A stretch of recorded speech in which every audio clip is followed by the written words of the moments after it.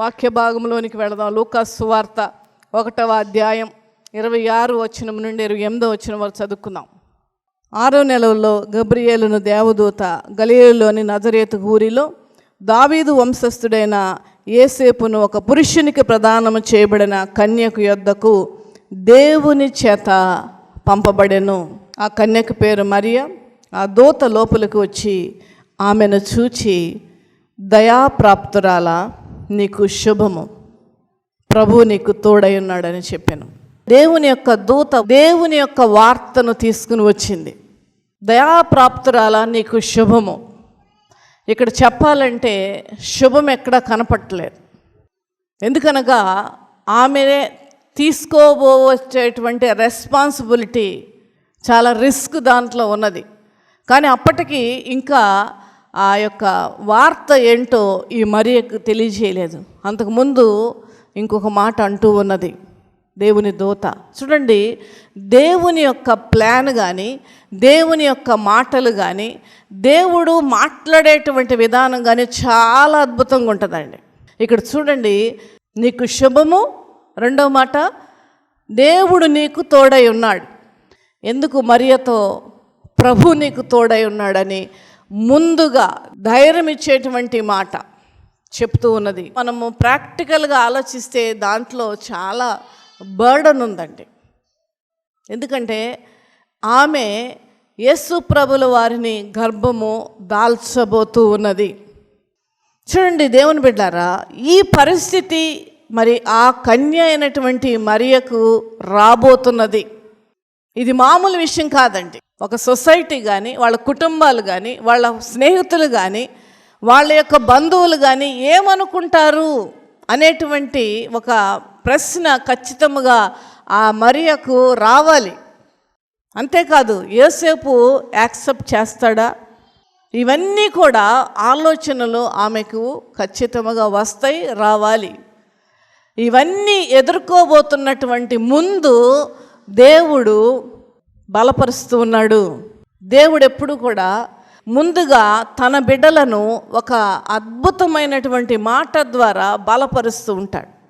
ఇక్కడ కూడా మరియతో ఆ ముందు చేయబోవలసినటువంటి పని, లేదంటే ముందు ఎదుర్కోబోతున్నటువంటి ఆ సమస్యలు ఏమి నువ్వు ఎదుర్కొన్నప్పటికీ కూడా, ఎలాంటిది నువ్వు ఒకవేళ ఫేస్ చేసినప్పటికీ కూడా ప్రభు నీకు తోడై ఉన్నాడు అనేటువంటి మాటతో అక్కడ ఆమె ఆ జీవితం ప్రారంభించి ఉండొచ్చు. కనుకనే ఖచ్చితంగా ఆమెను ముందుగా దేవాది దేవుడు తన దూత ద్వారా బలపరుస్తూ ఉన్నాడు. ప్రభు నీకు తోడై ఉన్నాడు. ఆ తర్వాత ఇక్కడ చూద్దామండి. ఆమె ఈ మాటకు బహుగా తొందరపడి ఆ శుభవచనం ఏమిటని ఆలోచించుకొని చుండగా దూత మరియా అగైన్ దేవుడు బలపరుస్తున్నాడు, భయపడకము, దేవుని వలన నీవు కృప పొందితివి. అంటే ఇక్కడ దేవుని దూత ఆ మరియను ప్రిపేర్ చేస్తూ ఉన్నాడు. మనం ఆలోచిద్దామండి. ఈ యొక్క దేవుని దూత పరలోకము నుండి వచ్చింది, దేవుని సన్నిధి నుండి వచ్చింది. దేవుడు ఏ విధముగా నీవు మరియతో మాట్లాడాలి, ముందు ఏం మాట్లాడాలి, తర్వాత ఏం మాట్లాడాలి, తర్వాత నువ్వు ఏం మాట్లాడాలని ఖచ్చితంగా చెప్పే పంపించుండి ఉంటారు. అవునండి కదా? ముందే నీవు ఆ గర్భం దాలుస్తావని చెప్పొద్దని అన్నాడు దేవుడు అక్కడ ఖచ్చితంగా. ఎందుకంటే ఆ మాట అనుంటే వేరే పరిస్థితి ఎలా ఉండేదో మనకు తెలియదు. కానీ ముందుగా నీవు ఆమెకు శుభవచనం పలుకు, తర్వాత నీవు దేవుడు నీకు తోడై ఉన్నావు అనేటువంటి మాటను పలుకు, ఆ తర్వాత నీవు ఆమెకు ధైర్యం ఇవ్వు, భయపడొద్దు అని చెప్పు. అవన్నీ అయిన తర్వాత అప్పుడు విషయం చెప్పు. అవునంటారండి? చూడండి, అద్భుతమైనటువంటి దేవుని యొక్క ప్రణాళిక ఇక్కడ మనం చూస్తూ ఉన్నాం. భయపడవద్దు, దేవుని వల్ల నువ్వు కృప పొందితివి. ఇదిగో నీవు గర్భము ధరించి కుమారుని కనిగి ఆయనకి యేసు అని పేరు పెట్టెదవు. ఆయన గొప్పవాడై సర్వోన్నతుని కుమారుడు అనబడను అనే విషయము చెప్పినట్లుగా మనం ఇక్కడ చూస్తూ ఉన్నాం. మత్తయి సువార్త 1వ అధ్యాయం 22వ వచనం. ఇదిగో కన్యక గర్భవతి కుమారుని కనును, ఆయనకు ఇమ్మానుయేలు అని పేరు పెట్టుదరు.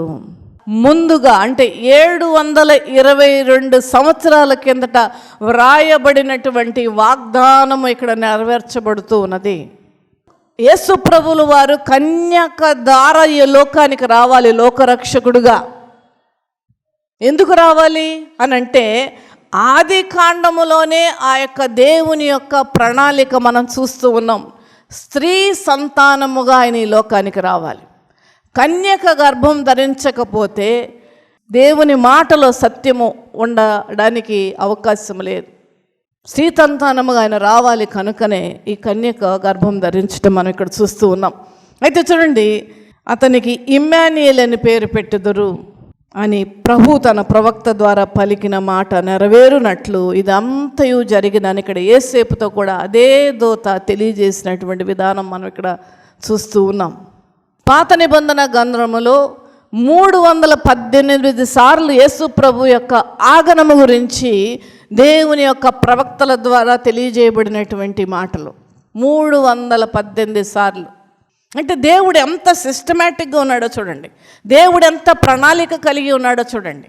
దేవుడు ఈ మనుష్యులందరినీ ఏ విధముగా ఆయన ప్లాన్ ద్వారా ఈ లోకానికి రక్షకుడు పంపించటం అనేటిలో అద్భుతమైనటువంటి ఆయన ప్రణాళికను మనం చూస్తూ ఉన్నాం. అయితే ఇమ్మాన్యుయేల్ అని పేరు పెట్టుదురు. అయితే ఇమ్మాన్యుయేల్ అని పేరు పెట్టారండి యేసు ప్రభుల వారికి? వాక్యములో అసత్యము కనపడుతూ ఉన్నదా, లేదంటే వాక్యములో ఊరికినే రాసేశారా అనుకోవడానికి వీల్లేదు. జ్ఞానం లేనటువంటి వాళ్ళు అలా అనుకుంటారు. ఇమ్మాన్యుయేల్ అని పేరు పెట్టడం మనం పెట్టాలండి. హల్లెలూయా, హల్లెలూయా, మనం పెట్టాలి ఆ పేరు. ఎందుకనగా ఇమ్మాన్యుయేల్ అనే మాటకు దేవుడు మనకు తోడని అర్థం. ఎంత అద్భుతమైనటువంటి పేరండి అది. ఆ పేరుని చాలామంది ప్రజలు నిరర్ధకం చేస్తూ ఉన్నారు. ఎందుకనగా ఇమ్మాన్యుయేల్ అనే పేరు అంటే ఎంత అద్భుతమైనటువంటి ఆ పేరు, లేదంటే దాని యొక్క అర్థము తన ప్రజలనైనటువంటి మనలందరినీ కూడా ఇమ్మాన్యుయేల్ దేవుడుగా ఆయన ఉండడానికి ఆయన ఈ లోకరక్షకుడిని మన యొద్దకు పంపించి ఉన్నారు. అదే సంతోషం అండి. ఇదిగో ప్రజలందరికీ కలగబో మహా సంతోషకరమైన సువర్తమానము నేడు మీకు తెలియజేస్తున్నాను. దావీదు పట్టణమందు రక్షకుడు మీ కొరకు పుట్టి ఉన్నాడు, ఈయనే ప్రభు అయిన క్రీస్తు. ప్రజలందరికీ ఏంటి సంతోషం? ఏంటి సంతోషం అంటే ఇమ్మాన్యుయేల్ దేవుడుగా ఆయన మనతో ఉండుడే సంతోషం.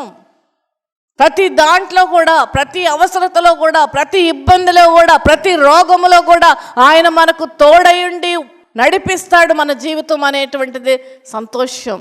ప్రభునామమున మహిమ కలుగును గాక. ఎంత అద్భుతమైనటువంటి ప్రణాళిక అండి. చూడండి, ఈ యొక్క దేవుడు మరి ఎందుకు ఆ మరియతో లేదంటే యోసేపుకు కూడా వీళ్ళిద్దరికీ ఎందుకు ఈ యొక్క ఇమ్మాన్యుయేల్ అనేటువంటి పేరు పెడతారు, దానికి అర్థం ఇది అని ఇంత వివరంగా దూత చెప్పడం గల కారణం ఏంటంటే వీళ్ళిద్దరూ తీసుకున్నటువంటి బాధ్యత మామూలు బాధ్యత కాదండి. ఇది మామూలు బాధ్యత కాదు. ఇది అంటే దేవుడు కూడా ఆ యోసేపును మరియను కూడా ఎందుకు ఎంచుకున్నాడు అని మనం ఆలోచిస్తే వీళ్ళిద్దరి జీవితంలో నో కానీ వై కానీ అనేటువంటి ప్రశ్నలు లేనేలేవు. ఎందుకు అని అక్కడ దూతను కానీ దేవుణ్ణి కానీ వారు అడగల. ఎందుకంటే వీరిద్దరి జీవితాలు దేవుని యొక్క ప్రసన్నతను అనుభవించేటువంటి ఆత్మీయ స్థితిలో వీరున్నారు. దేవుని దూత వారితో మాట్లాడేటువంటి ఆత్మీయ స్థితిలో వీళ్ళిద్దరూ ఉన్నారు. దేవునితో ప్రార్థన, దేవునితో సమయం గడుపుట, దేవునికి ప్రార్థన చేయుట, ఈ యొక్క అనుభవాల్లో వీళ్ళు ఉన్నారు. ఈ ప్రార్థనలో కానీ ఆ దూతతో కానీ ఆ తర్వాత దూత వెళ్ళిపోయిన తర్వాత మళ్ళా మోకరించి ప్రభువా ఇది ఎంత కష్టం నాకయ్యా అని కానీ ప్రార్థన చేసినట్లుగా మనం ఎక్కడ చూడం వాక్యములో. యోసేపు వాళ్ళ ఫ్యామిలీ ఏమనుకుని ఉంటారండి? ఎక్కడ రాయబడలేదు, కానీ మీకు ఆలోచన పరంగా నేను చెప్తూ ఉన్నాను.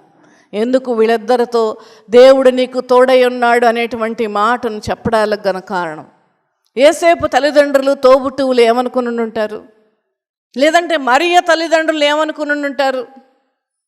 కానీ వీళ్ళిద్దరూ కూడా అవన్నీ ఖచ్చితంగా జరిగి ఉంటాయండి. దాంట్లో మాత్రం ఏ మాత్రము కూడా అతిశయోక్తి లేదు. ఖచ్చితంగా పెద్ద డిస్కషన్, పెద్ద గందరగోళం అయిపోయి ఉంటుంది ఇద్దరు కుటుంబాలలో. కానీ మేబీ వీళ్ళిద్దరు కూడా ఒకటే మాట మీద నిలబడి ఉంటారు. అదేమనగా దేవుని దూత వచ్చి దేవుని మాటను మాకు తెలియజేసినది. ఆ లోకరక్షకుడిని మేమిద్దరము తల్లిదండ్రులుగా ఉండాలని అది దేవుని చిత్తమై ఉన్నది. కనుకనే దేవుని మాటకే మేము లోబడతాం. కానీ మిగతా మీరు కానీ, కుటుంబము కానీ, లేదంటే బంధువులు కానీ, సొసైటీ కానీ, లేదంటే ఇతరులు ఎవరు ఏమనుకుంటారు అనేటువంటిది మాకు అనవసరం అని అనుకుని ఉంటారా లేదండి? అనుకుని ఉంటారు ఖచ్చితంగా. అందుకనే అంత గొప్ప రెస్పాన్సిబిలిటీ వాళ్ళు తీసుకున్నారండి. ఎందుకు? ఇమ్మాన్యుయేలు అనేటువంటి దేవుడు తోడై ఉన్నాడనేటువంటి మాటను వీరిద్దరికి తెలియజేయడానికి గల కారణం అదేనండి. లూకా సువార్తలో జరిగినటువంటి విషయం అక్కడ వాక్య ధ్యానం మనం చేసి ఉన్నాం. 2వ అధ్యాయం. తనకు భారీగా ప్రదానము చేయబడి గర్భవతి ఉండిన మరియతో కూడా ఆ సంఖ్యలో వ్రాయబడుటకు గలిలయలోని నజరేతు నుండి యూదయలోని బెత్లెహేము అనబడిన దావీదు ఊరికి వెళ్ళెను. ఆ కాలములో ఒంటెల మీద ప్రయాణం, నిండు చూలాలు ఒంటెల మీద ప్రయాణం చేయడం అనేటువంటిది మామూలు విషయం అండి. ఒక మందులు ఉండేవి కాదు, సరైనటువంటి ఆహారం లేదు, ఒక చోట రెస్ట్ తీసుకోవడానికి కూడా వాళ్ళకి అవకాశం లేనటువంటి ప్రదేశాలు గుండా నిండు చూలాలైనటువంటి ఆ మరియా ప్రయాణము చేస్తూ ఎన్ని శ్రమలను పొందుకుని ఉంటుందండి, ఎన్ని ఇబ్బందులు పడి ఉంటుంది. ఈ రోజున చిన్న తలనొప్పి వస్తే మందిరానికి రానండి, నేను ఇవాళ నాకు బాగాలేదండి అనేవాళ్ళు ఉన్నారు చాలామంది. కాలు నొప్పి అంటే మందిరానికి రావు. ముందు మందిరం, ఏదైనా సరే మందిరానికి వెళ్ళకపోవడం అనేటువంటిది మొదటి లిస్టులో మనకు ఉంటుంది. ఎట్లా వెళ్ళకుండా ఉండాలనేటువంటి లిస్టు చాలామందిలో ఉంటుంది. మీరు ఒకవేళ అలాంటి వాళ్ళు కాకపోతే దేవుడు మిమ్మల్ని అత్యధికంగా దీవించును గాక. ఈ రోజుల్లో ట్రెండ్ అలా ఉందండి. సంఘములో సంఘ బిడ్డలు మందిరానికి మానేయడానికి కారణాలు వెతుకుతూ ఉన్నారు. ఆ కారణం ఏదో కనపడుతుంది, ఆ కారణాన్ని అనలైజ్ చేస్తారు, మందిరం మానేస్తారు. చూడండి, మరియ ఎక్కడైనా సరే ఆ తీసుకున్నటువంటి ఆ రెస్పాన్సిబిలిటీలో, ఆ భయంకరమైనటువంటి ఆరోగ్య పరిస్థితులలో కూడా ఆమె ఓపికతో భరిస్తూ ప్రయాణం అయ్యేళ్ళుంటుంది. గాడిద మీద, ఒంటెల మీద ఆ కాలంలో ప్రయాణం చేసే పరిస్థితి. 20-25 ఏళ్ల మగపిల్లలు మంచి ఆరోగ్యంగా ఉండేవాళ్ళు కూడా దాని మీద ప్రయాణం చేస్తే దిగిన తర్వాత ఖచ్చితంగా ఒళ్ళు నొప్పులు వస్తాయండి. నేను ఎందుకు ఇంత వివరంగా చెప్తున్నానంటే, దేవుని బిడ్డలారా, మరియా ఎంతగా ఓర్చుకొని ఉంటుందండి. ఎందుకు ఓర్చుకుందో తెలుసా? ఇమ్మాన్యుయేలు దేవుడు నాకు తోడున్నాడని. హల్లెలూయా, హల్లెలూయా. నాకు తోడున్నాడు, తోడుంటాను అన్నాడు, భయపడద్దు అన్నాడు. ఈ రెండే మాటలు ఆమె యొక్క మనస్సులో మెదులుతూ ఉండుంటాయి కదండి. అలాగే యేసేపు ఎంత రెస్పాన్సిబిలిటీనండి. ఆమె యొక్క మరియ గర్భములో ఉన్నటువంటి ఆ శిశువుని ఎంత జాగ్రత్తగా కాపాడాలండి. ఒక పక్కన చూస్తే అక్కడ స్థలం లేదంటున్నారు, ఇక్కడ సింపుల్గా అక్కడ ఆ సత్రములో స్థలము లేనందున అని సింపుల్గా రాసేసారండి. ఒకసారి ఆలోచిద్దాం, అడుగుంటాడా లేదా? సత్రాల దగ్గరికి వెళ్ళి ఎన్ని రూమ్స్ గురించి ఎత్తుకుంటాడు. ఈ రూమ్ పోనీ ఏదన్నా ఒక చిన్నదన్న, ఏ మెట్ల కిందన్నా ఇవ్వండి అని ఎంతమందిని ఆ సత్రంలో ఉన్నటువంటి వారిని అడుగుంటాడు. అడిగి వస్తూ ఉన్నప్పుడు మరియను ఒక పక్కన కూర్చోబెట్టుంటాడు కదండి. ఆమె యొక్క ప్రయాణ బడలికతో ఆమె ఉండి ఉంటుంది. తాగడానికి కూడా సరైనటువంటి నీళ్లు లేని ఒక టీ అన్నా, ఒక చిన్న పాలన్నా ఈ రోజులు ఎక్కడ పడితే అక్కడ లిమ్కాలు, కొబ్బరి నీళ్ళు ఇవన్నీ ఉన్నాయి. ఆ కాలంలో అవన్నీ ఏమీ లేవండి. వీళ్ళు ప్రయాణమైనప్పుడు ఏదో పాత మరి ఆహారం మూట కట్టుకుని వచ్చి ఉంటారు, కానీ ఎంతకాలం ఉంటుంది? ఒక పక్కన గర్భిణి, అవి శరీరము ఎంత సహకరించనటువంటి పరిస్థితిలో కూడా మౌనముగా ఆ మరియ భరించింది ఆ బాధను. ఎందుకనగా దేవుడు ధైర్యపరిచినటువంటి విధానం. ఇమ్మాన్యుయేలు దేవుడు నాకు తోడున్నాడు, ఉంటానన్నాడు, ఉంటాడు అనేటువంటి మాటే వీళ్ళిద్దరిని నడిపించిందండి. ఎక్కడ స్థలం లేకపోతే యోసేపు ఎంత బాధపడి ఉంటాడండి. అయ్య బాబాయ్, నేను మగవాడుగా ఇంటి యజమానుడిగా నేనున్నాను, దేవుడు నాకు ఈ రెస్పాన్సిబిలిటీ ఇచ్చాడు, నువ్వు కన్యైన మరియను నువ్వు చేర్చుకోమని అన్నాడు, మరి దేవుడు మాట నేను వినాలి. చేర్చుకున్న తర్వాత ఇక్కడ చూస్తే పరిస్థితులు బాగాలేదు, ఎవరు కూడా రూమ్ ఇవ్వట్లేదు, ఒక పక్కన ఏమేమో బాధలు పడుతుంది అని చెప్పేసి ఎంత బాధపడి ఉంటాడండి. అగైన్ యోసేపు కూడా అదే మాట, అదే దేవుని యొక్క వాగ్దానం, దేవుని యొక్క ఆ ధైర్యపరిచేటువంటి ఆ మాటలని జ్ఞాపకం పెట్టుకొని వాళ్ళ యొక్క జీవితం ముందుకు సాగింది దేవుని బిడ్డలారా. అంతేకాదండి, ఆ యొక్క శిశువు బయటకు వచ్చిన తర్వాత ఏం జరిగిందండి? హేరోదు రాజు పిల్లల్ని చంపేయమని ఆజ్ఞ ఇచ్చాడు. ఎందుకనగా యూదుల రాజుగా పుట్టినవాడు నాకు పోటీగా వస్తాడేమో అనుకొని. ఎందుకనగా రాజు అంటే ఎగైన్ రాజుకే ఇదని అనుకున్నాడు, కానీ ఈయన యూదుల రాజుగా రాబోతున్నాడు. తన్ను తాను తగ్గించుకునేటువంటి దేవుడనియు, ఆయన సువార్త ద్వారా రాజుగా పిలువబడతాడనియు, ఆయన ఘనకార్యాలు, స్వస్థత కార్యాలు, ఆశ్చర్య కార్యాలు, సూచక క్రియలు జరిపిస్తూ ఆయన రాజుగా పిలువబడతాడు అని ఇతనికి తెలీదు. నా సింహాసనానికి ఎక్కడ అడ్డం వస్తుందేమో అని అనుకొని అక్కడ పిల్లలందరినీ 2 సంవత్సరాల పిల్లలు కలిగిన వాళ్ళందరినీ కూడా చంపేయమని ఆజ్ఞ ఇచ్చినప్పుడు వీళ్ళిద్దరి పరిస్థితి ఎలా ఉంటుందో ఆలోచించండి దేవుని బిడ్డలారా. ఒక్కొక్క ఇంటికి వెళ్ళి ఇంట్లో ఉన్నటువంటి ఆ మగ పిల్లవాడిని చూసి చంపేస్తూ ఉంటే వీళ్ళ పరిస్థితి ఎలా ఉంటుంది? ఇవన్నీ రాయబడలేదు కానీ అండి, ఇవన్నీ ఖచ్చితంగా జరిగి ఉంటాయా లేదా? జరిగి ఉంటాయి. అగైన్ అలాంటి పరిస్థితిలో మళ్ళా మనల్ని భయపడొద్దన్నాడు కదా దేవుడు.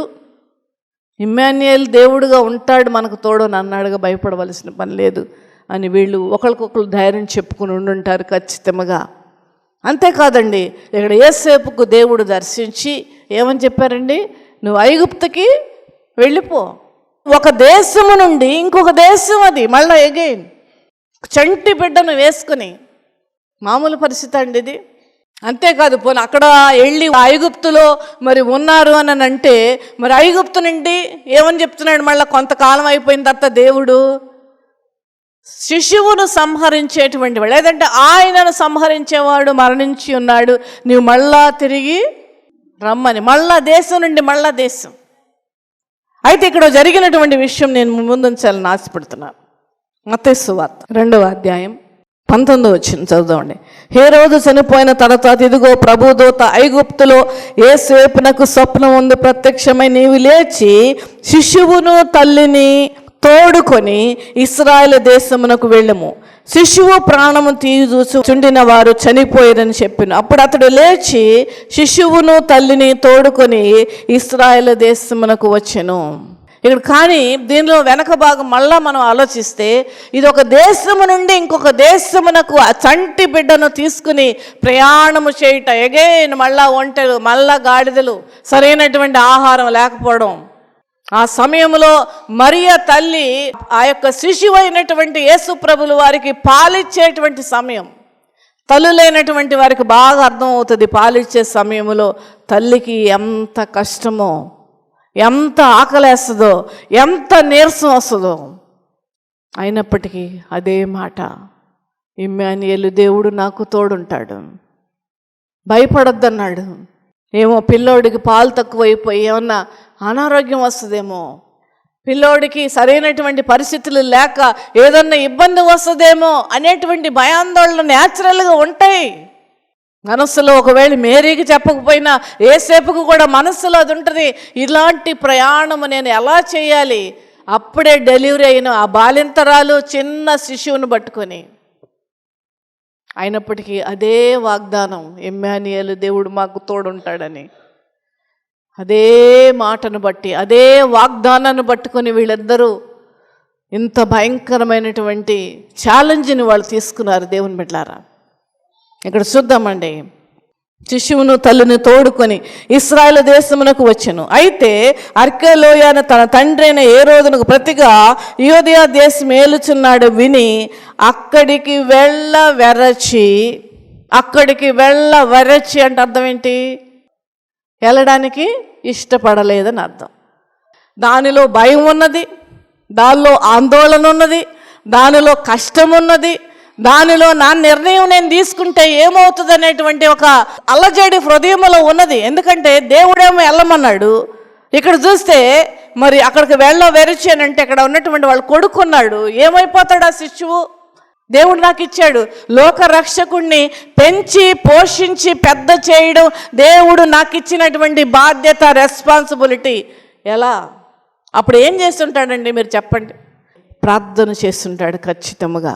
ఇవన్నీ కూడా రాయబడలేదు. ఈ రోజంతా కూడా వాక్యములో ఉన్నటువంటి వెనక భాగానే నేను తెలియజేస్తున్నాను. దీంట్లో కేవలం కల్పితాలు ఏమైనా ఉన్నాయంటారంటారండి? లేనే లేవు.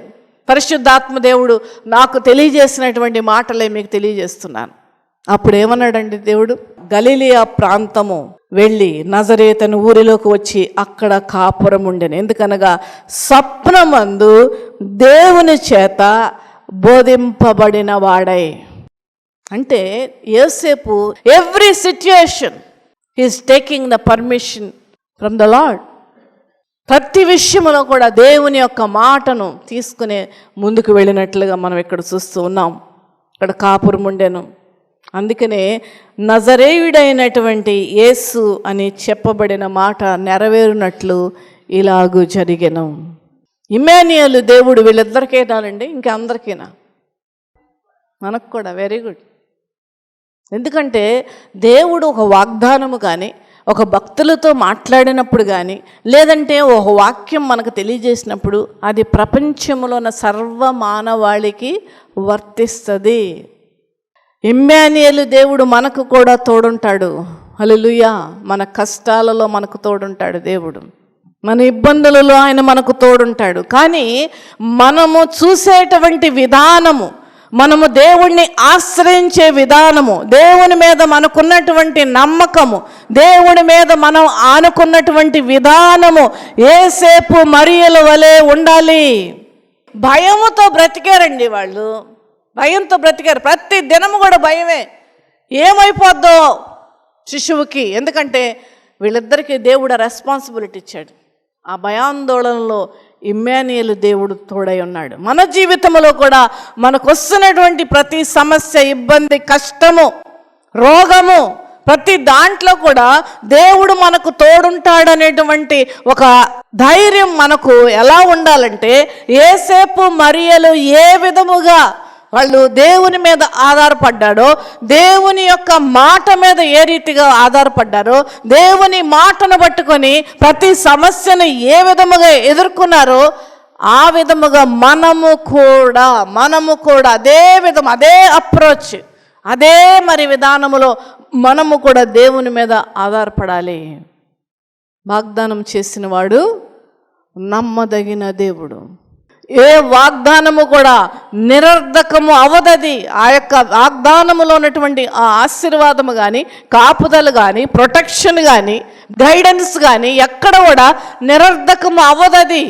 అది మన జీవితంలో ఆ వాగ్దానాలు నెరవేర్చేటువంటి వరకు దేవుడు మనకు తోడుంటాడు. హల్లెలూయా, హల్లెలూయా. కనుక మన జీవితంలో దేని గురించి కూడా భయపడవలసిన పని లేదు. అనేక మంది భక్తులలో కూడా దేవుడు తోడైండి నడిపించినటువంటి విధానము మనం చూస్తూ ఉంటాం. అయితే ఈ దేవుడు మనకు ఎప్పుడు తోడుంటాడనేటువంటి వాక్యాన్ని ఒక్కసారి మీకు తెలియజేస్తూ నేను ముగించబోతున్నాను. ఒకసారి చూద్దామండి. ఈ ఇమ్మాన్యుయేలు దేవుడు, ఈ పరిశుద్ధుడైన దేవుడు, సర్వాధికారియు, సర్వ సృష్టికిని ఆది సంభూతుడైనటువంటి ఆ దేవాది దేవుడు, అద్వితీయ దేవుడైనటువంటి ఆ సృష్టికర్త అయినటువంటి దేవుడు మనకి ఎట్లా తోడుంటాడు, ఎప్పుడు తోడుంటాడు అనేటువంటిది నేను మీకు తెలియజేస్తున్నాను. ఈ వాక్యము ద్వారా తెలియజేస్తే ముందు ఒక విషయం చెప్తాను. మనకు ఉద్యోగం రావాలన్నా, లేదంటే ఒక బ్యాంకు లోను మనకు కావాలన్నా, లేదంటే బ్యాంకులో ఒక అకౌంట్ మనం తెరవాలన్నా, ఏదైనా కొన్ని సిస్టమ్స్, ఒక ప్రిన్సిపల్స్ ఉంటాయా లేదా? ప్రతిదానికి కూడా ఉంటాయి. అదే విధముగా ఇమ్మాన్యుయేలు దేవుడు, పరిశుద్ధ దేవుడు కూడా మనకు తోడుండాలంటే we should have some qualities. రక్షణ ఉచితం, ఆశీర్వాదాలు ఉచితం కాదు. పరిశుద్ధ దేవుడు మన జీవితంలో ఉండి ముందుకు నడిపించాలంటే నేను చూపిస్తానండి. ఒక్కసారి 1వ రాజుల గ్రంథం 11వ అధ్యాయం 38వ వచనమండి. నేను నీకు ఆజ్ఞాపించినదంతయు నీవు విని నా మార్గమును అనుసరించి నడుచుచు నా దృష్టికి అనుకూలమైన దానిని జరిగించుచు నా సేవకుడైన దావీదుకు చేసినట్లు నా కట్టడములను నా ఆజ్ఞలను గైకొనిన ఎడల నేను నీకు తోడుగా ఉంటాను. చూడండి దేవుని బిడ్డలారా, మన జీవితంలో ఇమ్మానుయేలు దేవుడు మనకు తోడు ఉండడానికి ఇష్టపడుతున్నటువంటి దేవుడు ఆయన. మన జీవితాలను ఆయనే నడిపిస్తాడు. మనం సొంతంగా మనం నడిపించుకోలేం. మన బిడ్డల భవిష్యత్తు కానీ, మన ఉద్యోగాలు కానీ, మన శరీరంలో ఉన్న ప్రతి బాధ కానీ, మనం ఎదుర్కొంటున్నటువంటి ఏ సమస్య అయినప్పటికీ కూడా, ఎటువంటి అవమానం ఒకవేళ మన జీవితంలో ఉన్నప్పటికీ కూడా, అపవాది తీసుకొచ్చి పెడుతున్నటువంటి ప్రతి ఆటంకము నుండి కూడా మనం తప్పించబడాలంటే ఇమ్మానుయేలు దేవుడు మనకు అవసరం. అటువంటి దేవుడు మనతో ఉండాలంటే ఆయన మాటలను మనం వినాలి, ఆయన ఆజ్ఞలను మనం పాటించాలి. ఖచ్చితంగా దేవుడు స్పష్టంగా తెలియజేసినటువంటి మాటను బట్టి దాని ప్రకారం మనం నడుచుకునేటువంటి వారుగా మనం ఉంటే ఆ దేవుడు మనల్ని విడిచిపెట్టడండి. ఆ దేవుడు మనతోనే ఉంటాడు, మన కుటుంబంలోనే ఉంటాడు. ప్రతి క్షణము మనకి గైడ్ చేస్తూనే ఉంటాడు, ప్రతిరోజు మనకు తెలియజేస్తూనే ఉంటాడు. ప్రతి క్లిష్టమైనటువంటి పరిస్థితి మనం ఎదుర్కొన్నప్పుడు దాన్ని ఎలా పరిష్కరించుకోవాలో దేవుడు మనకి వినిపిస్తూనే ఉంటాడు, మనం వినాలే. కానీ అదే సంతోషం అండి. యేసు ప్రభు లోకరక్షకుడుగా ఈ లోకానికి రావడానికి గల కారణం 1000 కారణాల పైనే చెప్పచ్చు. దానిలో ఇదొక కారణం. దేవుడు రక్షకుడిగా ఈ లోకానికి వచ్చి మనతో పాటు ఆయన జీవించి, అంటే మనవలే ఆయన జీవించి, ఒక పరిశుద్ధమైనటువంటి జీవితాన్ని జీవించి ఎలా జీవించగలము అని మనకి ఆ ఎగ్జాంపులరీ లైఫ్ని మన ముందు పెట్టి ఆయన మనందరి కొరకు ప్రాణం అర్పించి తిరిగి తండ్రి కుడి పార్శ్వం మీద ఆసీనుడై అక్కడి నుండి మనలందరినీ కూడా చూస్తూ ఉన్నటువంటి దేవుడు ఆయన. మనలందరినీ సంరక్షిస్తున్నటువంటి దేవుడు, మనలందరినీ కూడా కాపాడేటువంటి దేవుడు ఇమ్మానుయేలు దేవుడు మనకున్నాడు. అందుకనే ఒక భక్తుడు ఒక పాట రాశాడండి.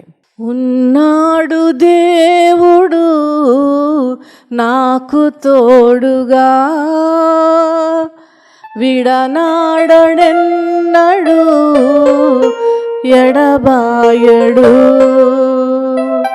ఆయన ఎడబాడేటువంటి దేవుడు కాదండి. ఒకళ్ళు చుట్టాలు వెళ్ళిపోతారేమో కష్టం వచ్చిందంటే, ఒకవేళ ఇబ్బంది వచ్చినప్పుడు మన స్నేహితులు మనల్ని విడిచిపెట్టేస్తారేమో, ఒకవేళ మనము బాగా బాధల్లో ఉంటే, రోగముతో పడి ఉంటే మన సొంత వాళ్ళే మనం చూడకపోవచ్చేమో, కానీ దేవుడు మాత్రం విడవడు. దేవుడు మాత్రం విడవడు. ఇంకొక వాగ్దానం కూడా, నేను విడువను ఎడబాయను అంటే అర్థం ఏంటండి? నేను విడువను, అది వెరీ గుడ్, దూరంగా నేను వెళ్ళను. ఎడబాయనంటే అర్థం ఏంటంటే నేను నీకు దూరంగా వెళ్ళను. ఎందుకంటున్నాడు తెలుసా మాట? సమ్ టైమ్స్ మనమే ఆయన చేయి విడిచిపెడతాం. కొన్నిసార్లు ఏం చేస్తామంటే హడావిడిలో, విపరీతమైనటువంటి ఆ ఒత్తిడిలో ఆ దేవుడిని పక్కన పెట్టేస్తాం. ఆ దేవుడేగా మళ్ళీ తండ్రి అంటే పలుకుతాడు కదా అని. కానీ అప్పుడు ఆయన అక్కడే ఉంటాడండి, కొంత దూరంలో ఉంటాడు ఆయన. వాళ్ళ గబుక్కున మనం ఆయన చెయ్యి పట్టుకోవడానికి మనం వెళ్ళినప్పుడు అక్కడే ఉంటాడు ఆయన, మనం ఆయన చెయ్యి పట్టుకోవడానికి. మన సంగతి తెలిసే ఈ వాగ్దానం దేవుడు చెప్పాడు, నేను విడువను, నేను ఎడబాయను, నీకు తోడుంటాను. మన జీవితాలకు ఆయన తోడుంటాడు. ఇమ్మానుయేలు దేవుడుగా ఆయన మనకున్నాడు. కనుక దేవుని బిడ్డలారా, ఈ యొక్క ధైర్యముతో మరియు భయపడకము అని దేవదూత చెప్పినటువంటి ఈ యొక్క మాటను, ఈ 2 వాగ్దానాలను ఈ రాత్రి సమయంలో మనం అందరము కూడా తీసుకుని మన జీవితాలకు అన్వయం చేసుకుని, ఏ ఇబ్బందులో అయినా, ఏ కష్టములో అయినా, ఎటువంటి అవమానములో అయినా, ఎటువంటి రోగములోనైనా, ఎటువంటి బలహీనతలోనైనా ఈ వాగ్దానాలు 2 మనం పెట్టుకొని యేసేపు మరియలు ఏ విధముగా దేవుని మీద ఆధారపడి ఇంత గొప్ప ఛాలెంజ్ని వాళ్ళు తీసుకున్నారో, అదే విధముగా మనము కూడా దేవుని మీద ఆధారపడి బ్రతుకుదాం. ఇమ్మానుయేలు దేవుడు మీకు తోడయ్యండి నడిపించును గాక. Amen. Happy Christmas and blessed New Year to all.